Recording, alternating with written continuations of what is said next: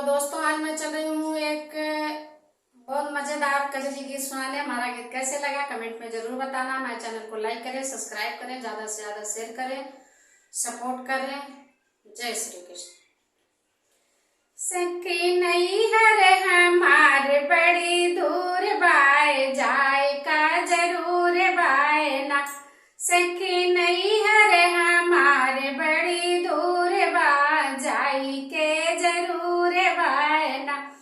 अपने ससुर के कमाई कंगना ले हलन गढ़ाई। अपने ससुर के कमाई कंगना ली हलन गढ़ाई। सखी पहिने के नाही सहूर बाय जाई के जरूर बाय ना। सखी पहिने के नाही सहूर बाय जाई के जरूर बाय ना। सखी नहीं हरे हमारे बड़ी दूर बाय जाई के जरूर बाय ना। सखी नहीं हरे हमारे बड़ी दूर बाय जाई के जरूर बाय ना। अपने जेठ के कमाई चुनरी ले हेलन मंगाई। अपने जेठ के कमाई चुनरी ले हेलन मंगाई। सखी पहिरे के नाही सहूर बाय जाई के जरूर बाय ना। सखी पहिरे के नाही सहूर बाय जाई के जरूर बाय ना।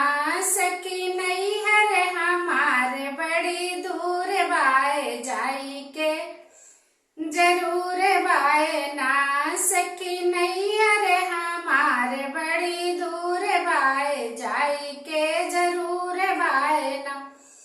अपने देवर के कमाई झुमका ले हेलन गढ़ाई। अपने देवर के कमाई झुमका ले हेलन गढ़ाई। सखी पहिने के नाही सहूर बाय जाई के जरूर बाय ना। सखी पहिने के नाही सहूर बाय जाई के जरूर बाय ना। सखी नहीं हरे हमारे बड़ी दूर बाय जाई के जरूर बाय ना।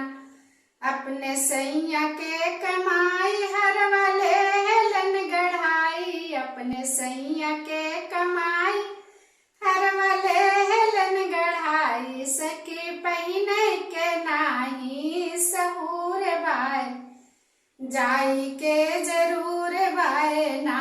सखी पहिने के नाही सहूर बाय जाई के जरूर बाय ना। सखी नहीं हरे हमारे बड़ी दूर बाय जाई के जरूर बाय ना। सखी नहीं हरे हमारे बड़ी दूर बाय जाई के जरूर बाय ना।